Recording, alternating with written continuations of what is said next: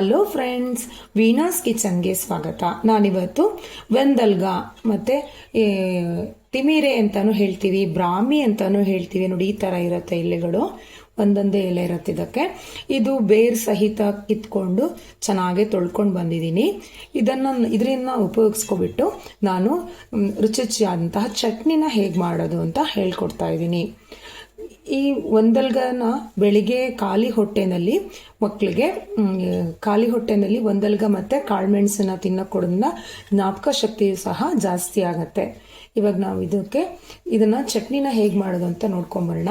ಈ ಚಟ್ನಿ ಮಾಡಲಿಕ್ಕೆ ಮೊದಲಿಗೆ ನಾವು 2 ಸ್ಪೂನ್ ಆಗುವಷ್ಟು ಉದ್ದಿನಬೇಳೆ ಮತ್ತು ಅರ್ಧ ಸ್ಪೂನ್ ಆಗುವಷ್ಟು ಕೊತ್ತಂಬರಿ ಬೀಜ ತೊಗೊಂಡಿದ್ದೀನಿ. ಇವೆರಡನ್ನೂ ಚೆನ್ನಾಗಿ ಕೆಂಪಗೆ ಹುರ್ಕೊಳ್ಳೋಣ. ತೆಗೆದಿಟ್ಕೊಂಡಂತಹ ಉದ್ದಿನಬೇಳೆ ಮತ್ತು ಕೊತ್ತಂಬರಿನ ತವಕ್ಕೆ ಹಾಕ್ಕೊಳ್ಳೋಣ. ಮತ್ತು ಸ್ವಲ್ಪ ಎಣ್ಣೆನ ಹಾಕ್ಕೊಬಿಟ್ಟು ಚೆನ್ನಾಗಿ ಕೆಂಪಾಗಿ ಹುರ್ಕೊಳ್ಳೋಣ.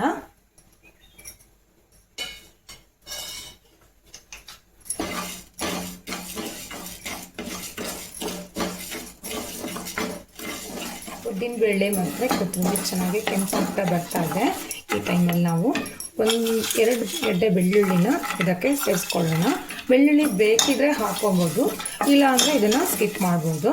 ನಾನು ಚೆನ್ನಾಗಿರುತ್ತೆ ಅಂತ ಹಾಕ್ಕೊಳ್ತಾ ಇದ್ದೀನಿ. ಮತ್ತು ಇವಾಗ ನಾನು ಖಾರಕ್ಕಿಲ್ಲಿ ಜೀರಿಗೆ ಮೆಣಸು ಹಾಕ್ತಾಯಿದ್ದೀನಿ. ನೋಡಿ, ಜೀರಿಗೆ ಮೆಣಸು ತುಂಬ ಅಂದರೆ ತುಂಬ ಖಾರ ಇರುತ್ತೆ. ಹಾಗಾಗಿ ನಾನು ಚಟ್ನಿ ಸ್ವಲ್ಪ ಖಾರ ಜಾಸ್ತಿ ಆಗಲಿ ಅಂದ್ಬಿಟ್ಟು ಈ ಜೀರಿಗೆ ಮೆಣಸನ್ನ ಹಾಕ್ತಾಯಿದ್ದೀನಿ. ಇದನ್ನು ಸ್ವಲ್ಪ ಹೊತ್ತು ಎಣ್ಣೆಯಲ್ಲಿ ಹೀಗೆ ಹುರ್ಕೊಳ್ಳೋಣ.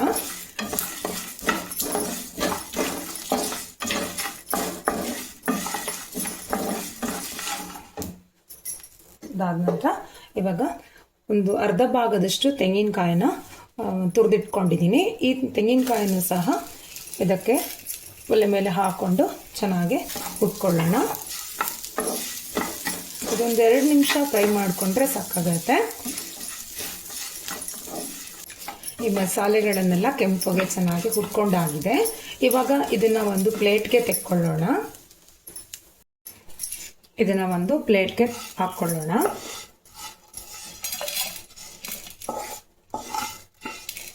ಮಸಾಲ ಹುರಿದಿಟ್ಕೊಂಡಂತಹ ಪಾತ್ರೆಗೆ ತವಕ್ಕೆ ಇವಾಗ ಈ ಫ್ರೆಶ್ ಆಗಿ ತೊಳೆದು ತೊಳ್ಕೊಂಬಂದಂತಹ ಈ ಒಂದಲ್ಗನ ಇದಕ್ಕೆ ಹಾಕ್ಕೊಳ್ಳೋಣ.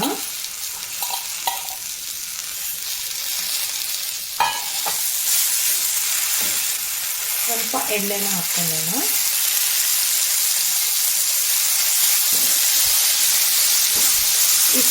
ಈ ಒಂದಲ್ಗ ಸ್ವಲ್ಪ ಬಾಡೋ ತನಕ ಹುರ್ಕೊಂಡ್ರೆ ಸಾಕು. ತುಂಬ ಕೆಂಪಗೆ ಹುರ್ಕೋಬೇಕು ಅಂತ ಏನಿಲ್ಲ, ಸ್ವಲ್ಪ ಎಣ್ಣೆಲೆಲ್ಲ ಬಾಡಿಸ್ಕೊಂಡ್ರೆ ಸಾಕಾಗುತ್ತೆ.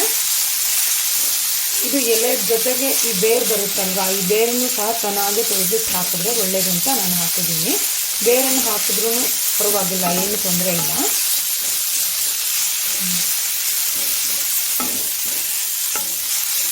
ಈ ಒಂದಲ್ಗನ ತೋರಿಸ್ಕೊಂಡ್ಬಿಟ್ಟು ತಲೆಗೆ ಎಣ್ಣೆ ಮಾಡ್ಕೋಬೋದು.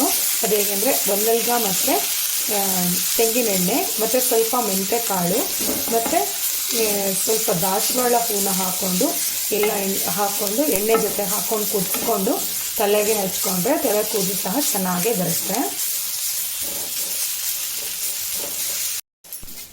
ಇಷ್ಟು ಸೊಪ್ಪು ಬಾಡಿಸ್ಕೊಂಡ್ರೆ ಸಾಕು. ಇದನ್ನು ಸಹ ಹುರಿದಿಟ್ಟುಕೊಂಡಂತಹ ಮಸಾಲೆ ಜೊತೆಗೆ ಹಾಕ್ಕೊಳ್ಳೋಣ.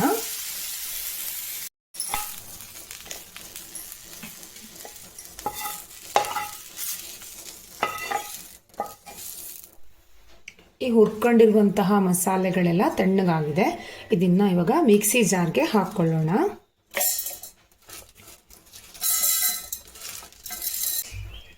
ಒಂದೆರಡಷ್ಟು ಹುಣಸೆ ಹಣ್ಣನ್ನ ನೆನೆಸಿ ಇಟ್ಕೊಂಡಿದ್ದೆ.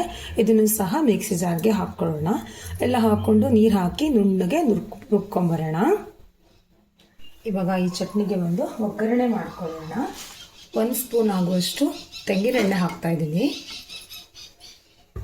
ತೆಂಗಿನೆಣ್ಣೆ ಹಾಕಿದ್ರೆ ರುಚಿ ಅಂತೂ ತುಂಬಾ ಚೆನ್ನಾಗಾಗುತ್ತೆ. ಹಾಗಾಗಿ ನಾನು ತೆಂಗಿನೆಣ್ಣೆ ಹಾಕ್ತಾಯಿದ್ದೀನಿ. ಮತ್ತು ಅರ್ಧ ಸ್ಪೂನ್ ಆಗುವಷ್ಟು ಸಾಸಿವೆ ಹಾಕ್ತಾಯಿದ್ದೀನಿ. ಮುರಿದಿರುವಂತಹ ಒಂದು ಮೆಣಸು ಹಾಕ್ತಾಯಿದ್ದೀನಿ.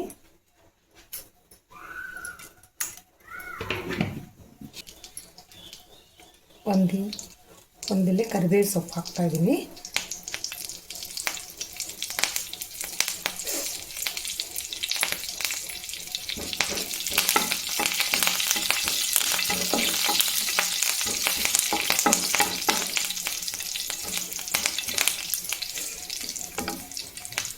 ಒಗ್ಗರಣೆ ಆಗಿದೆ. ಇವಾಗ ಈ ರುಬ್ಬಿಟ್ಕೊಂಡಂತಹ ಮಸಾಲೆನ ಇದಕ್ಕೆ ಹಾಕೊಳ್ಳೋಣ.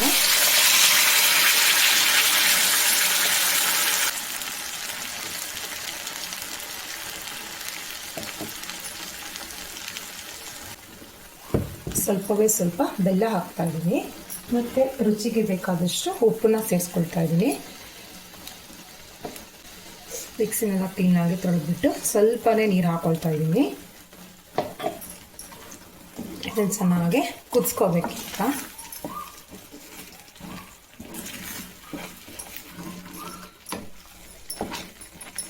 ಚಟ್ನಿ ಚೆನ್ನಾಗಿ ಕುದೀತಾ ಇದೆ.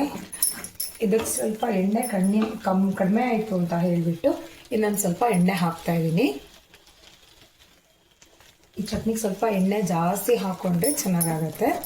ಮತ್ತು ನಾವು ಹಸಿಮೆಣಸು ಬೇಕಿದ್ರೆ ಹಾಕ್ಬೋದು. ನಾನು ಜೀರಿಗೆ ಮೆಣಸು ಹಾಕಿದ್ನಲ್ವ, ಹಸಿಮೆಣಸನ್ನು ಹಾಕೋಬೋದು. ಇದು ಒಣಮೆಣಸು ಹಾಕಿದ್ರೆ ಈ ಚಟ್ನಿ ಅಷ್ಟು ಚೆನ್ನಾಗಾಗೋದಿಲ್ಲ. ಹಾಗಾಗಿ ಒಂದೇ ಹಸಿಮೆಣಸು ಹಾಕಬೇಕು, ಇಲ್ಲಾಂದರೆ ಜೀರಿಗೆ ಮೆಣಸು ಹಾಕ್ಕೊಂಡ್ರೆ ಚೆನ್ನಾಗಾಗುತ್ತೆ. ಈ ಹಸಿರು ಕಲರ್ ಬರೋದಿಲ್ಲ. ಹಾಗಾಗಿ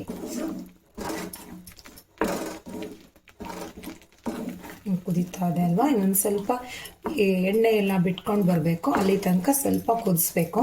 ಈ ಚಟ್ನಿ ಒಂದು 3-4 ದಿನ ತನಕ ಇಟ್ಕೊಂಡು ತಿನ್ಬೋದು, ಹಳೇನಾಗೋದಿಲ್ಲ, ಚೆನ್ನಾಗಿರುತ್ತೆ. ನೀರೆಲ್ಲ ಆರಿಬಿಟ್ಟು ಎಣ್ಣೆ ಎಲ್ಲ ಸ್ವಲ್ಪ ಮೇಲೆ ಬರ್ತಾ ಇದೆ ಅಲ್ವಾ, ಇಷ್ಟು ಕುದಿಸ್ಕೊಂಡ್ರೆ ಸಾಕು. ಈ ಥರ ಜಾಸ್ತಿ ಕುದಿಸ್ಕೊಂಡ್ರೆ ನಾವು ಒಂದು 4-5 ದಿನ ಇಟ್ಕೊಂಡು ತಿನ್ಕೋಬೋದು ಈ ಚಟ್ನಿನ, ಇಲ್ಲದೆ ಸ್ವಲ್ಪ ಹಾಳಾಗುತ್ತೆ ಅಂತ ಹೇಳಿ. ಇವಾಗ ಇದನ್ನು ಒಂದು ಬೌಲ್ಗೆ ಹಾಕ್ಕೊಳ್ಳೋಣ. ನೋಡಿ, ನಮ್ಮ ವಂದಲ್ಗ ಚಟ್ನಿ ರೆಡಿಯಾಗಿದೆ.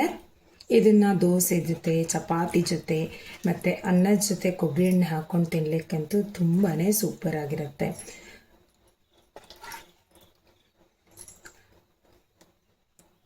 ನೀವು ಒಂದ್ಸಲ ಈ ಚಟ್ನಿನ ಟ್ರೈ ಮಾಡಿ. ಈ ವಿಡಿಯೋ ನಿಮಗೆ ಇಷ್ಟವಾದಲ್ಲಿ ಲೈಕ್ ಮಾಡಿ, ಶೇರ್ ಮಾಡಿ ಹಾಗೂ ನನ್ನ ಚಾನಲನ್ನು ಸಬ್ಸ್ಕ್ರೈಬ್ ಆಗಿ. Thank you.